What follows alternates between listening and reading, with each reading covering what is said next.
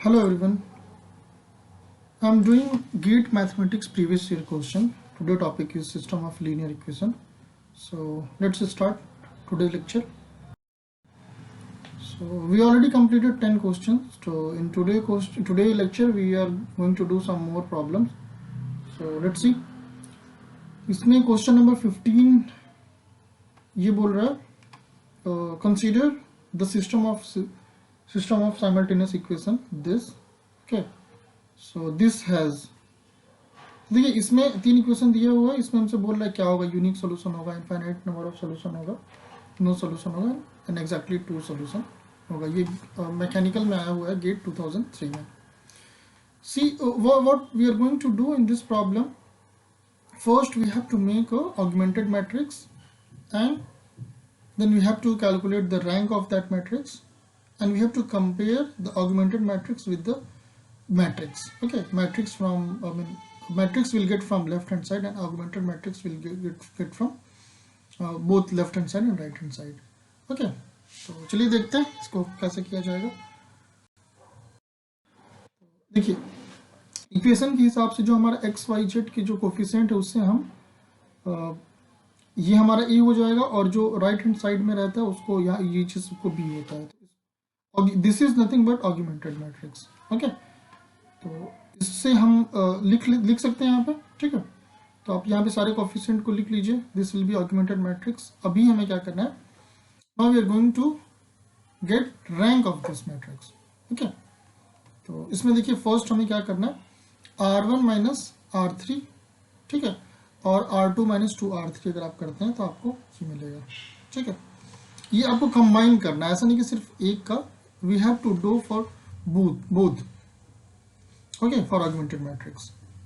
तो इसमें हमें ये मिल जाएगा. ठीक है, अब यहाँ से कुछ क्लू मिल नहीं रहा है कि क्या रैंक होगी.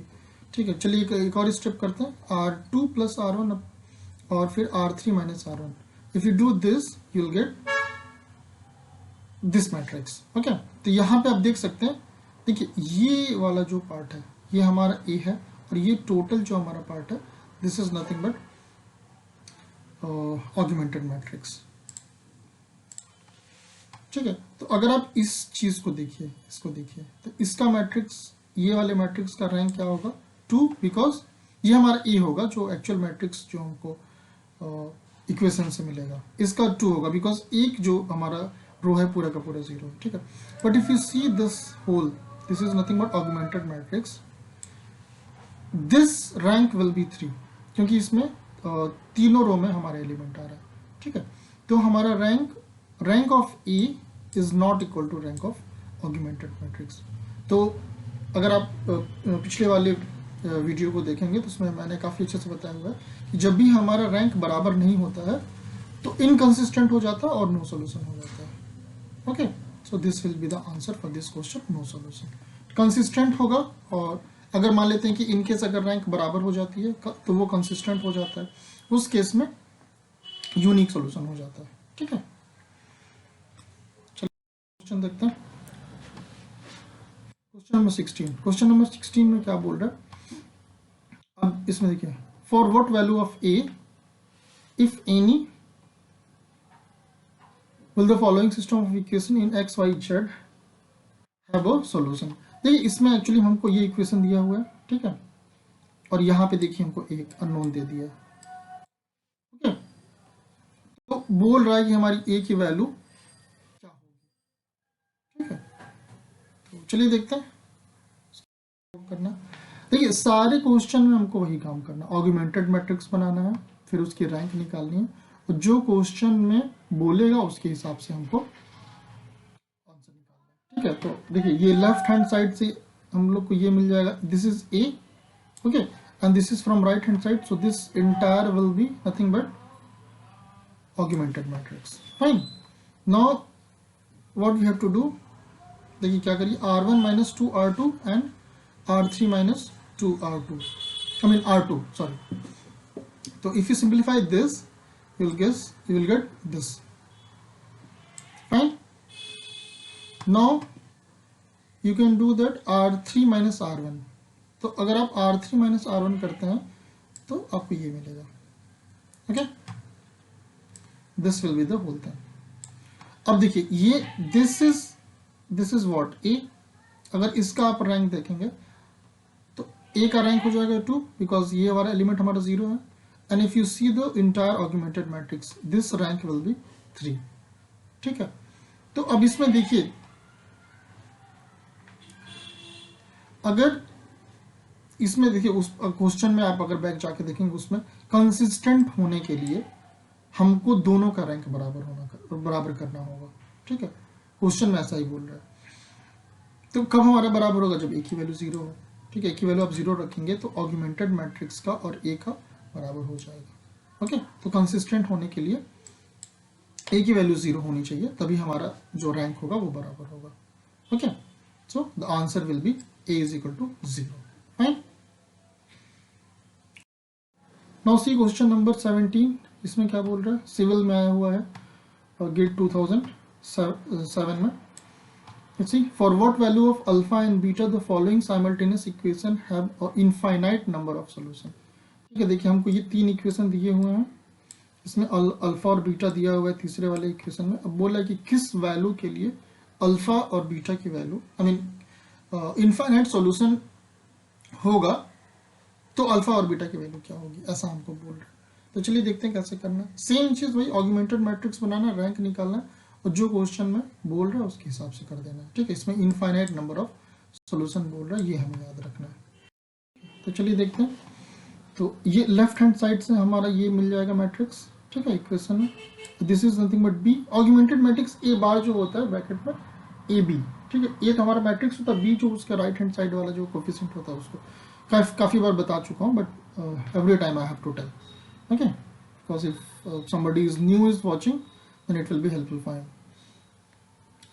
So this is our matrix, okay, augmented matrix. Now what we have to do, r3 minus r1 and r2 minus r1, ठीक है। देखिए ऐसा किया जाता है कि जो हमारा जो r1 होता है उसी को बेस मान के जो भी इसमें कोफिशिएंट्स दिए होते हैं उसके हिसाब से मल्टीप्लाई वगैरह करके सिंप्लीफाई करना होता है, ठीक है। बस हमारा टास्क ये रहता है कि जो R2 और R3 की जो एलिमेंट्स हैं उसको 0 करना, रैंक निकालने के लिए होता है। तो अगर 0 हो जाता है तो ठीक, नहीं होता है तो स्टॉप कर देना होता है वहीं पे। This is the whole thing of getting rank, okay. So if you do this and if you simplify you'll get this matrix, okay। now what we have to do, इसको क्या करो, R2 by 2 कर दो, okay, then we'll get this, ठीक है। यहां से हमारा सारा 2 से डिवाइड हो जाएगा, ठीक है। अभी आप क्या करिए, R3 माइनस R2 और R1 माइनस R2 कर दीजिए, ठीक है। और उसको आप जब सिंप्लीफाई करेंगे तो ये आपको मिल जाएगा, ठीक है। जो लोग भी इसको देख रहे हैं, देखिए अगर आप सीधा वीडियो देख के समझ जा रहे हैं तो अच्छी बात है। अगर आप नहीं देख रहे हैं तो आप क्या करिए, कॉपी पेन उठाइए और क्वेश्चन को नोट करिए, आंसर को नोट करिए, खुद का नोट्स इससे बना लीजिए। और आपको अगर आप मान लेते हैं 10 मिनट का वीडियो बार बार देखेंगे तो आपको 10 मिनट लगेगा, ठीक है। आप जो है एक बार 10 मिनट पूरा दीजिए, खुद का नोट्स बना लीजिए और उसको keep on revising, okay. This is actually good thing, okay. उससे आपका एक बार प्रैक्टिस भी हो जाएगा, ठीक। अब देखिए यहाँ पे हमको ये हमारा फाइनल इक्वेशन मिल गया, ठीक है। अब देखिए क्वेश्चन में क्या बोल रहा है, इनफाइनाइट नंबर ऑफ सॉल्यूशन होना चाहिए, ऐसा बोल रहा है क्वेश्चन में। तो हमारा देखिए इनफाइनाइट नंबर ऑफ सॉल्यूशन तब होता है जब हमारे जो अननोन है वो ज्यादा हो और इक्वेशंस लेस हो, ठीक है, तभी हमारा इनफाइनाइट नंबर ऑफ सॉल्यूशन होगा। वैसे देखिए ऐसा कब होगा, इसमें यहाँ पे देखिए अगर आप इन दोनों टर्म को 0 कर दीजिए, इसको और इसको 0 कर दीजिए, तो क्या होगा, हमारे इक्वेशन 3 हो जाएंगे। अननोन इक्वेशन 2 ही होंगे, अननोन 3 रहेंगे, x y z, but equation कितने हैं, 2 ही हैं, ठीक है। वैसे केस में क्या होता है कि जैसे तीसरे को k मान लेते हैं, फिर k की वैल्यू 1 2 3 4 5 अप टू इन्फिनिटी रख सकते हैं, तो इनफाइनाइट नंबर ऑफ सॉल्यूशंस मिल जाता है, ठीक है। तो इस इनफाइनाइट सॉल्यूशन को फॉलो करने के लिए हमें क्या करना है, इस alpha minus 2 and beta minus 7 को 0 अगर आप पुट कर देते हैं, then we will get infinite number of solution for this particular problem, okay. So this will be 0, this will be 0, you will get alpha is equal to 2, beta is equal to 7। आप back जाके देख लीजिएगा कि क्या इसका कौन सा option है, ABC, उससे that is not matter. Okay, इस आपको फाइनल कॉन्सेप्ट समझ में आना चाहिए, आंसर तो जो होगा वो तो होगा। ठीक है, तो alpha is equal to 2, beta is equal to 7। ठीक है, ये काफ़ी अच्छा क्वेश्चन था, ऐसा क्वेश्चन आ सकता है, तो आप इसको कर सकते हैं अच्छे से। अभी देखिए क्वेश्चन नंबर 18 क्या बोला, ये भी सिविल में आया हुआ है 2008 में। इसमें देखिए 3 इक्वेशन दिया हुआ है। इसमें देखिए इक्वेशन नंबर 3 में के की वैल्यू है, के दिया हुआ है, क्या बोला, will not have unique solution for के इज इक्वल टू, मतलब के की किस वैल्यू के लिए इस इक्वेशन का यूनिक सॉल्यूशन नहीं होगा। ठीक है, तो यूनिक होने के लिए क्या होता है कि ऑगमेंटेड मैट्रिक्स का रैंक और जो हमारा मैट्रिक्स ए होती है, मीन इससे जो मैट्रिक्स मिलता है उसका बराबर होना चाहिए। तो इसमें हम बराबर हमें नहीं करना है। ठीक है, जब बराबर नहीं करना है तो हमको unique solution, it will not be a unique solution. Okay, let's see. तो आप ये पहले ऑगमेंटेड मैट्रिक्स लिख लीजिए ये चीज़।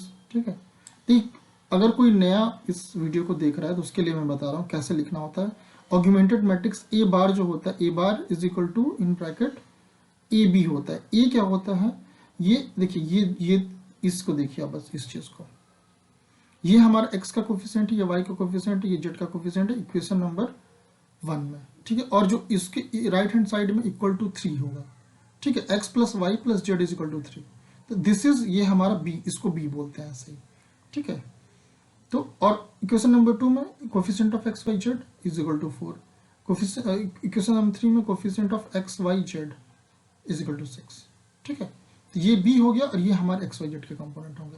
तो ये this is nothing but augmented matrix. ठीक है, देखिए अगर आप ये वीडियो देख रहे हैं और आप इंजीनियरिंग किए हुए हैं, ठीक है, तो मैट्रिक्स आपको इतनी तो आती ही होगी कि ऑगमेंटेड मैट्रिक्स कैसे लिखना है। ओके, बट ठीक है, अगर किसी को नहीं पता है तो मैंने बता दिया यहाँ पे, no need to worry of that. Okay, तो चलिए देखते हैं अब इसको कैसे सिंप्लीफाई करना है। वही हमको रैंक निकालना है, we will try to make 0 for R2 and R3। Okay, तो करिए। इसमें देखिए R3 minus R1, R2 minus R1, इसको सिंप्लीफाई करेंगे आपको ये पूरा मिल जाएगा। ठीक, इसके बाद आप क्या करिए, R3 माइनस 3R3 करिए। देखिए हमको कैसे रैंक निकल, क्लू कहाँ से मिलता है, यहाँ से और यहाँ से। तो हमको कुछ ऐसा करना होता है कि नीचे वाला टर्म 0 हो जाए, आई मीन जो R2 के और R3 के जो एलिमेंट होते हैं वो उसको 0 करना। तो वो कैसे होगा, मान लो ऊपर 1 1 है, नीचे 2 और 3 है, तो उसको 2 से मल्टीप्लाई करके, 3 से मल्टीप्लाई करके R1 में से सिंप्लीफाई माइनस कर देना है, तो उससे 0 हो जाता है। ठीक है, ये तरीका होता है, आप लोग को पता भी होगा, बट ठीक है मैं थोड़ा सा एक हिंट दे रहा हूँ। ओके, तो यहाँ से आपको R3 माइनस 3R2 हो जाएगा। इसको जब आप सिंप्लीफाई करेंगे तो इतनी चीजें मिलेंगी। अब देखिए यहाँ पे हमको हो जाता है, क्या बोल रहा है कि यूनिक सॉल्यूशन नहीं होना चाहिए। ध्यान से देखिएगा, देखिए ये अगर आप इस चीज को देखिए, इस मैट्रिक्स को देखिए, यूनिक सॉल्यूशन इसमें यहां पे आपको यूनिक सॉल्यूशन मिल जाएगा, क्योंकि ये this is A, okay, and this whole thing is augmented matrix. अगर आप इस चीज को देखिए, इसका रैंक कितना है 3 और इसका रैंक कितना है 3। Okay, 3। So rank of A is equal to rank of augmented matrix. तो यहां पे हमें यूनिक सॉल्यूशन मिल रहा है, लेकिन हमको क्वेश्चन में क्या बोला है कि यूनिक सॉल्यूशन नहीं होना चाहिए। Okay, for not getting unique solution it is compulsory this term should be 0। ठीक है, ये जब हमारा 0 हो जाएगा तो इसकी रैंक 2 हो जाएगी और हमारे इक्वेशंस कितने 3, अननोन कितने थे, तो वहां पे हमें यूनिक सॉल्यूशन नहीं मिलेगा। ठीक है, तो आप k is equal to k minus 7, ये this will be equal to 0 हो जाएगा, तो k की वैल्यू 7। ओके, काफी अच्छा क्वेश्चन है ये, तो आप इसको कर सकते हैं। Okay, next question. अब देखिए ये क्वेश्चन थोड़ा सा अगर आप पिछले क्वेश्चन को समझ गए होंगे तो आप काफी इजीली इस क्वेश्चन को कर लेंगे। देखिए ये इलेक्ट्रिकल में आया हुआ है 2010 में। ठीक है, तो इसमें देखिए, इसमें 2 इक्वेशन दिया हुआ x1 प्लस 2x, ये x2 होगा, x3 plus 4x4 is equal to 2, and equation 2 is 3x1 plus 6x2 plus 3x3 plus 12x4 is equal to 6। अब इसमें कुछ भी हमको ऐसा समझ में नहीं आ रहा क्या करना है। यहाँ पे चार ऑप्शन दे दिया है, trivial solution, no solution, unique, non trivial solution exist. And multiple non trivial solution exist. अब देखिए हमको इस चीज को समझना है, थोड़ा सा ध्यान से सुनिएगा, इसका आंसर कैसे निकालना है। This is very nice problem. देखिए इसमें 4 अननोन है, x1 x2 x3 x4, और हमको इक्वेशन कितना दिया हुआ है 2, ठीक है। तो इसको हम सॉल्व तो नहीं कर सकते, क्योंकि जितने अननोन होते हैं उतने इक्वेशन होने चाहिए, तभी हम निकाल सकते हैं, सॉल्व कर सकते हैं, ठीक है। अब हमें क्या करना है, देखिए जब ऐसा केस होता है तो जैसे, लेकिन फिर भी हमें इसको सॉल्व करना है, तो अब क्या करिए, आप 12th वगैरह में पढ़े होंगे, x4 को मान लीजिए k1, x3 को मान लीजिए k2, अब इसमें रखिए और x2 और x1 और x2 की वैल्यू k के टर्म में निकालिए, ठीक है। अब फिर k की वैल्यू 1 to इन्फिनिटी आप कुछ भी रखते जाइए, आपको इनफाइनाइट नंबर ऑफ सोल्यूशन मिलेगा। ये होता है इसका तरीका, ठीक है। तो उससे हमको ये आंसर हो जाएगा मल्टीपल नॉन ट्रिवियल सोल्यूशन, इसका answer will be D, okay. तो this is the whole thing of getting answer of this kind of problem. इसमें कुछ भी ऐसा सॉल्व करने का नहीं है, बस आपको कॉन्सेप्ट समझना है और कर देना है, ठीक है। तो बस आप x3 x4 की वैल्यू जस्ट समझने के लिए मैं बोल रहा हूँ, कुछ भी k1 k2 मान लीजिए, उससे उसके बाद x1 x2 की वैल्यू k1 k2 के टर्म में लिखिए, निकालिए सिंप्लीफाई करके, फिर करना नहीं है, बस समझने के लिए, ठीक है। इतना एग्जाम में इतना टाइम नहीं होता बैठ के उसको करना। उसके बाद फिर आप जैसे, हाँ, यूनिवर्सिटी का जब एग्जाम में क्वेश्चन आता है तो वहां पे कर सकते हैं। अब तो 2-3 एग्जाम्पल लेके, आई मीन के की वैल्यू 1 2 3 समथिंग, कुछ 2-3 लेके आप कर सकते हैं, ठीक है। क्योंकि वहां पे हमें सॉल्व करना होता है ना, यहाँ पे तो हमको ऑप्शन टिक करना है। फिर k1 k2 की वैल्यू आप कुछ भी रखिए, 1 2 3 4 5 समथिंग, ठीक है। उसके बाद आप देखेंगे x1 x2 x3 x4 की value infinite number of solution हमको मिल जाएगा, okay. So this will be the answer, multiple non trivial solution, okay. वही चीज है इसमें, because number of unknowns more than number of equation. तो ये था हमारा आज का लेक्चर, ठीक है, इसको कंप्लीट कर दिए। Next class we will start soon and we'll solve some more problem. Thank you for watching. Bye bye.